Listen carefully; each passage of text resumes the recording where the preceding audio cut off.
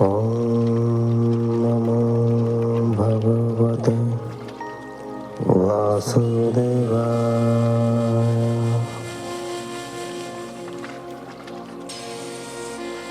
ॐ नमो भगवते वासुदेवाय।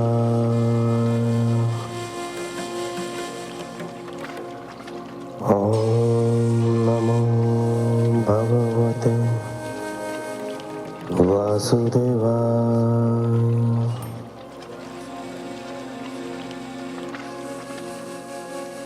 आप सुन रहे हैं हिंदू रिचुअल्स, हिंदू रीति रिवाज द्वारा प्रसारित श्रीमद् भागवत महापुराण।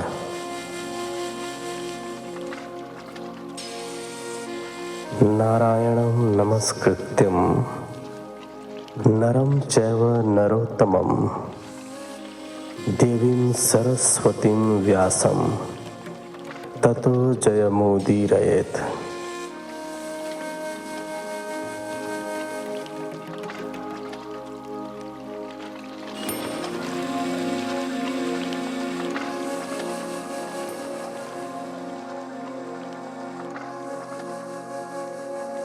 सप्तम स्कंध के इस एपिसोड में आप सुनेंगे 15वां अध्याय। तो चलिए कथा प्रारंभ करते हैं। 15वां अध्याय। गृहस्थों के लिए मोक्ष धर्म का वर्णन। नारद जी ने कहा, युधिष्ठिर, ब्राह्मणों की अलग अलग निष्ठा होती है। कुछ की निष्ठा कर्म में होती है, कुछ की तपस्या में, कुछ की वेदों में, कुछ की आत्मज्ञान में तथा कुछ की योग में होती है। गृहस्थ पुरुष को चाहिए कि वह श्राद्ध और देव पूजा के अवसर पर अपने कर्म का अक्षय फल प्राप्त करने के लिए ज्ञानी पुरुष को ही यज्ञ में आहुति देने का कार्य सौंपे और उसे दान दक्षिणा दे। यदि वह न मिले तो किसी योगी, प्रवचन करने वाले और श्रेष्ठ ब्राह्मण को ही दान दे। देव कार्य में 2 ब्राह्मणों को और पितृ कार्य में 3 ब्राह्मणों को भोजन कराना चाहिए। श्राद्ध कर्म में बहुत अधिक दिखावा नहीं करना चाहिए, इससे श्राद्ध कर्म ठीक से नहीं हो पाता। देश काल के अनुसार ही ऋषि मुनियों को भोजन कराने से पूर्व देवता का भोग अवश्य लगाए, तभी सभी मनोकामनाएं पूर्ण होती हैं। पितरों को जितनी प्रसन्नता शाकाहारी भोजन से होती है, उतनी मांसाहारी भोजन से नहीं होती। पशु वध से उनकी आत्मा दुखी होती है। किसी को कष्ट देना उन्हें पसंद नहीं होता। आत्म संयम से कर्मों को छोड़ा जा सकता है। कर्मों का त्याग ही मोक्ष का मार्ग है। ज्ञानी पुरुष इसे अच्छी प्रकार से जानते हैं। धर्मज्ञ मनुष्य के लिए यही उचित है कि वह नित्य हविष्यान से हवन करे और सदैव संतुष्ट रहे। अधर्म की शाखाएं।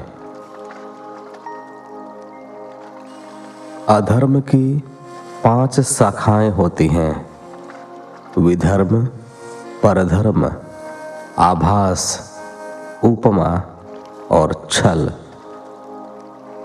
धर्मज्ञ पुरुष को अधर्म के अनुसार ही इनका भी त्याग कर देना चाहिए।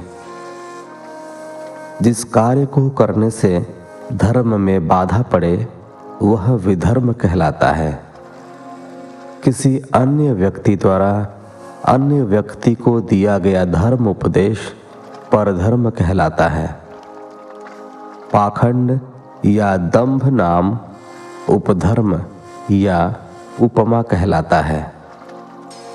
शास्त्र के वचनों का दूसरे प्रकार का अर्थ कर देना छल है। मनुष्य अपने आश्रम के विपरीत स्वेच्छा से जिसे धर्म मान लेता है वह आभास है, और अपने अपने स्वभाव के अनुसार जो वर्णाश्रम धर्म है वह भला किसे शांति प्रदान नहीं करता।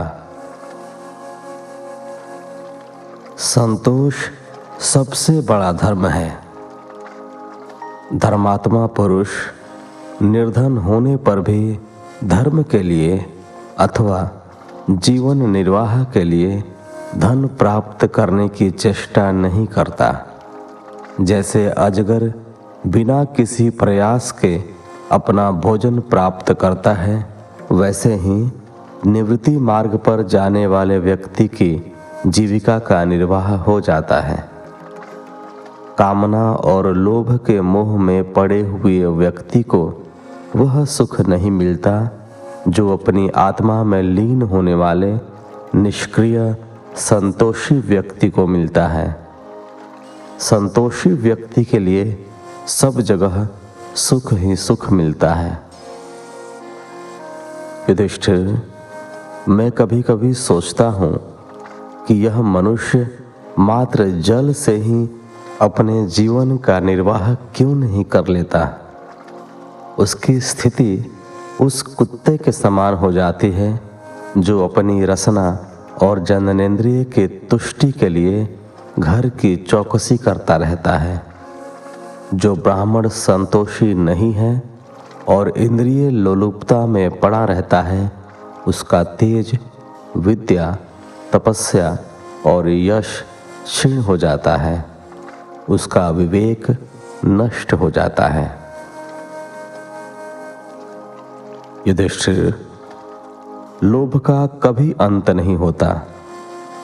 भूख और प्यास मिट जाने पर खाने पीने की कामना का अंत हो जाता है।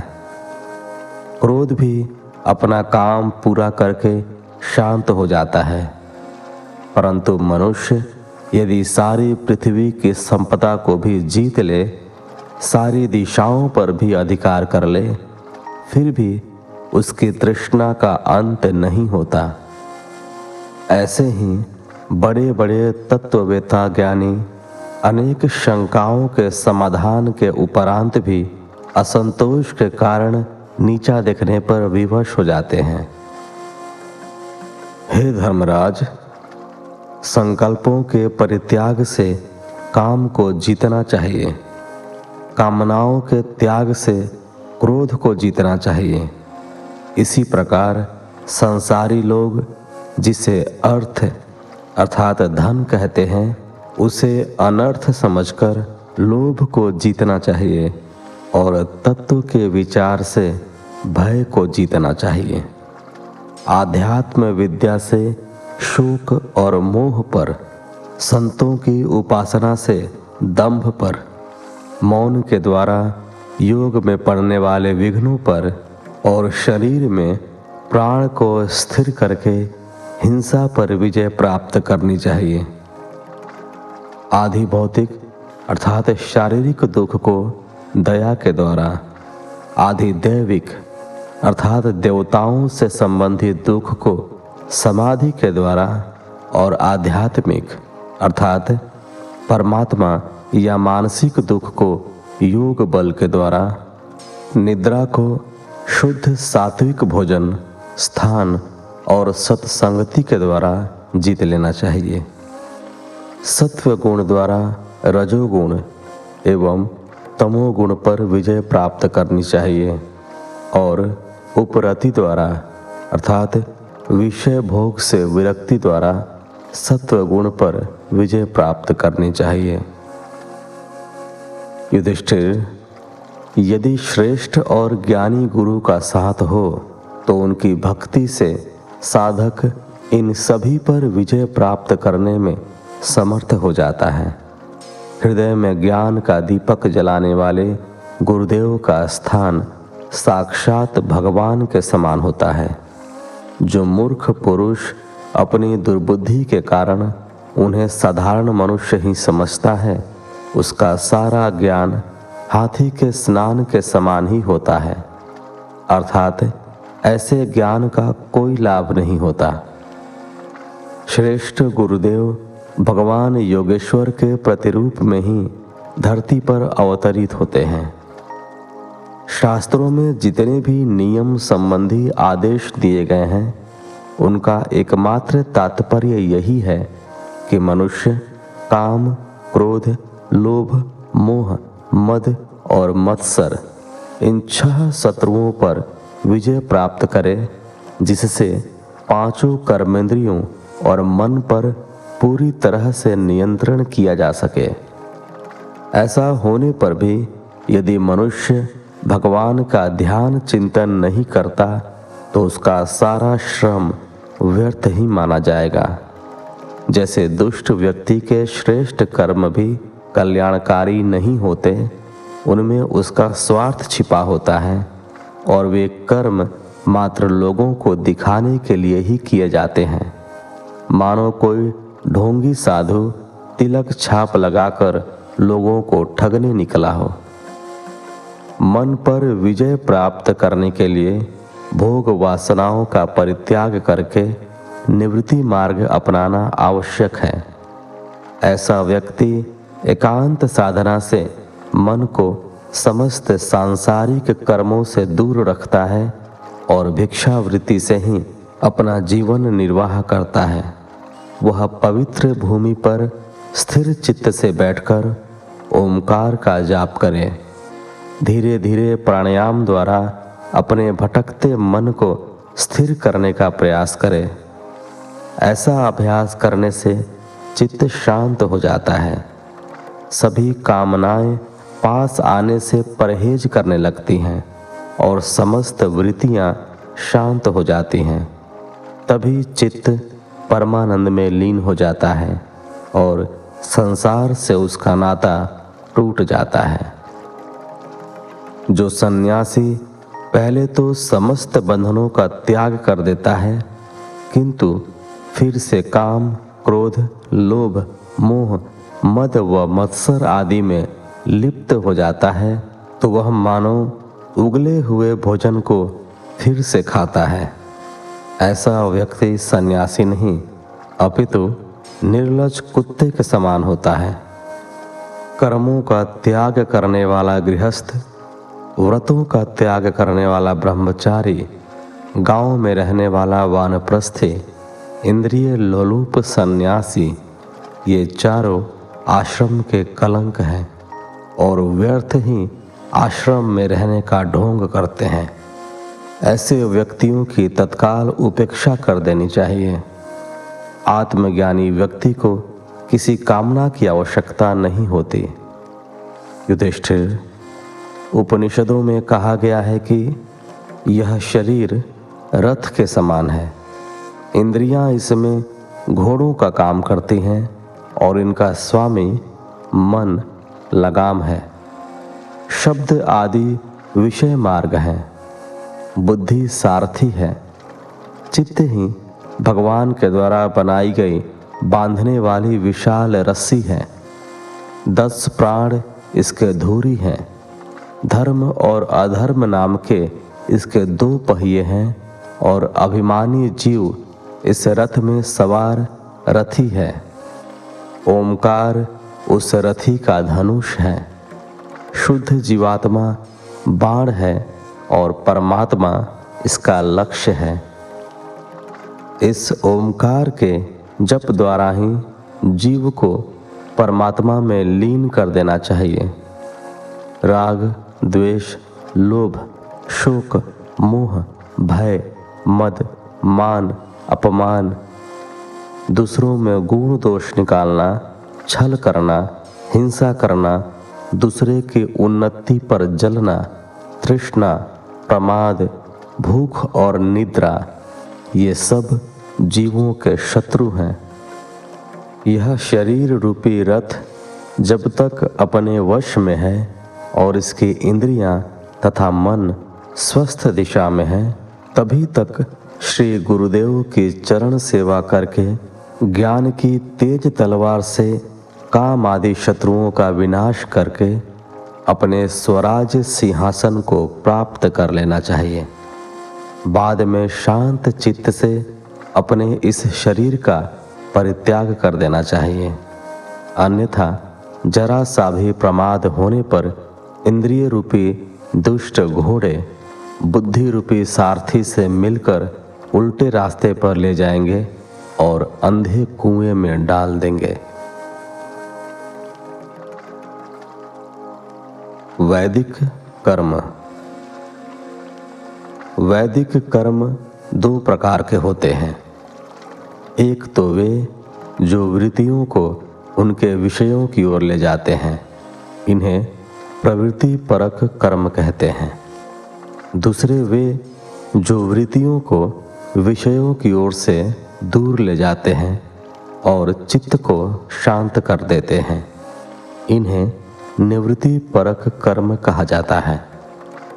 प्रवृत्ति परक कर्मों से बार बार जन्म मृत्यु की प्राप्ति होती है और निवृत्ति परक कर्मों से अर्थात भक्ति मार्ग या ज्ञान मार्ग द्वारा परमात्मा की प्राप्ति होती है।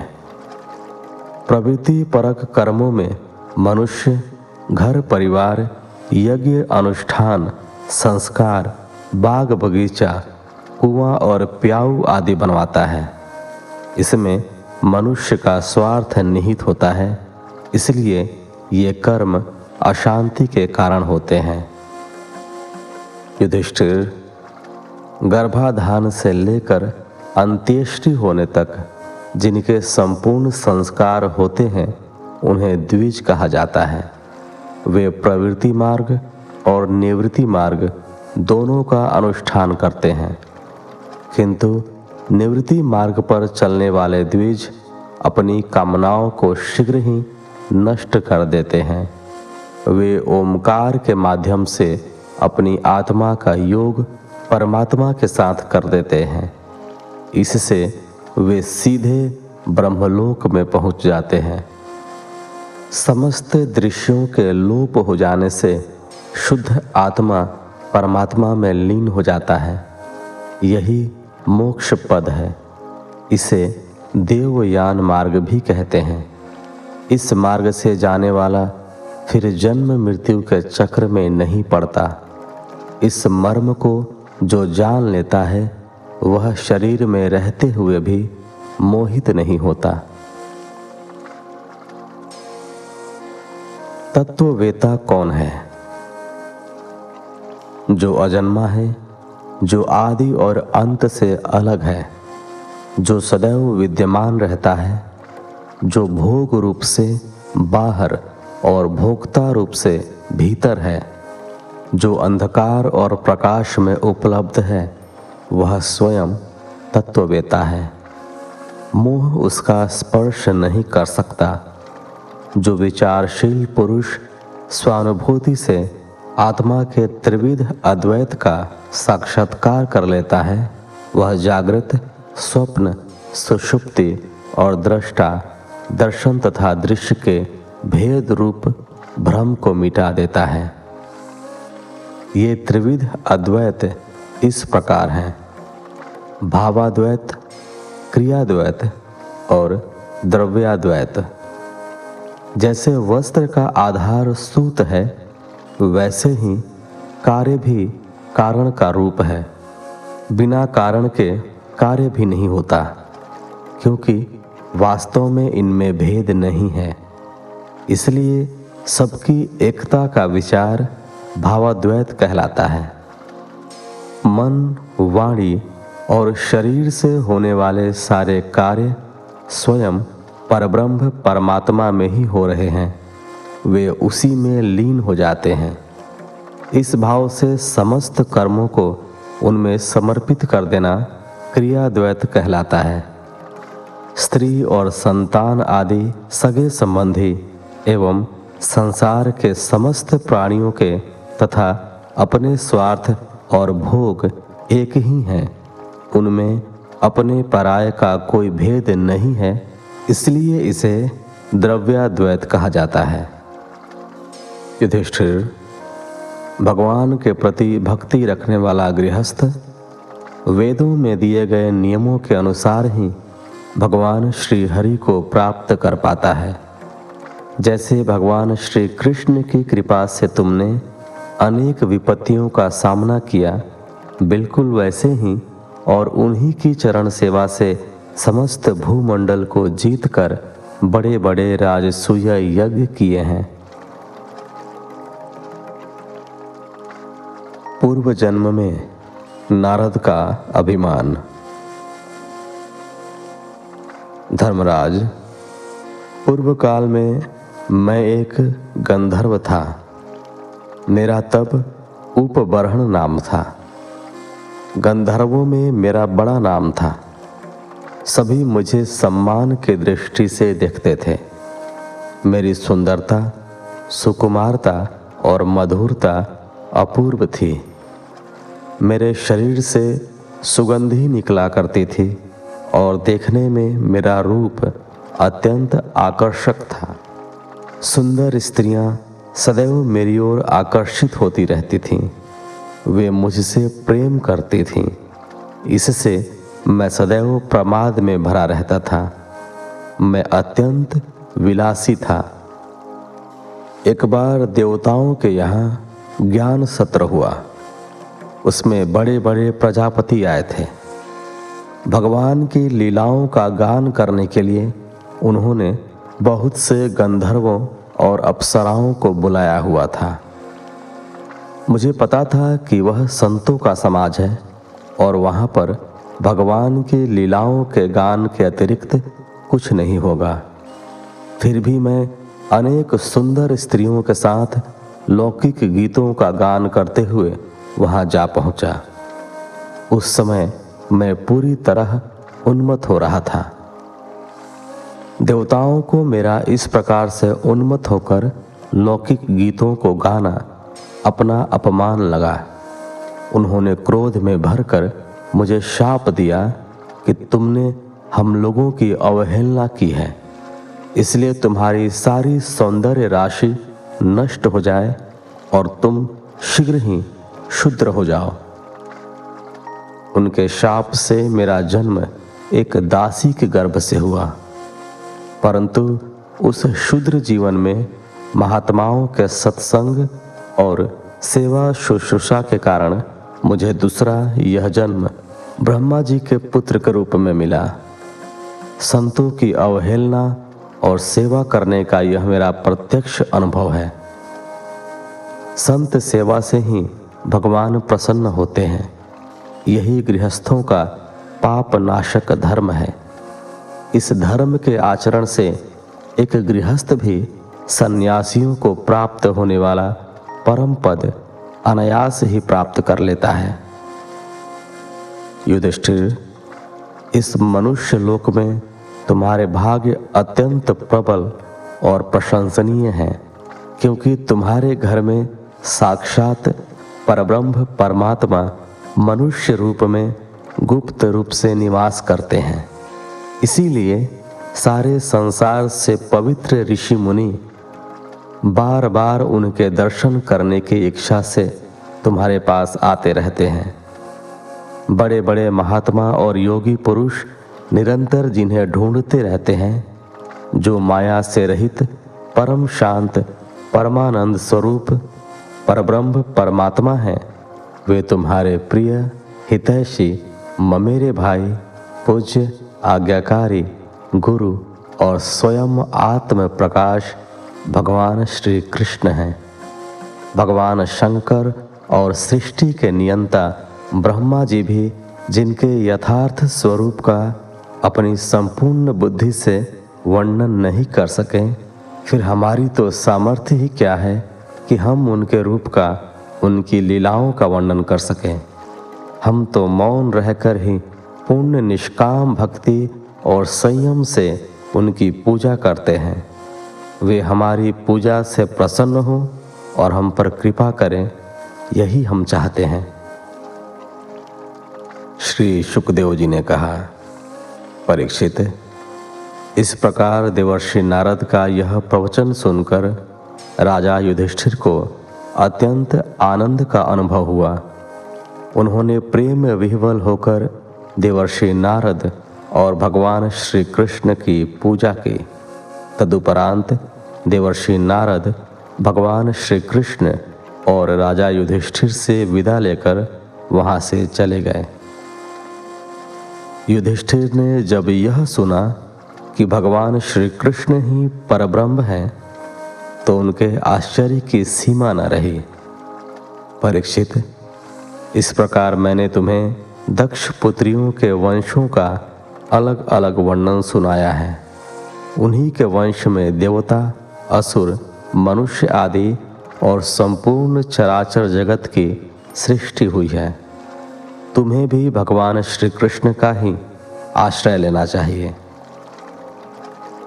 इस प्रकार 15वें अध्याय के साथ 7वां स्कंध पूर्ण हुआ।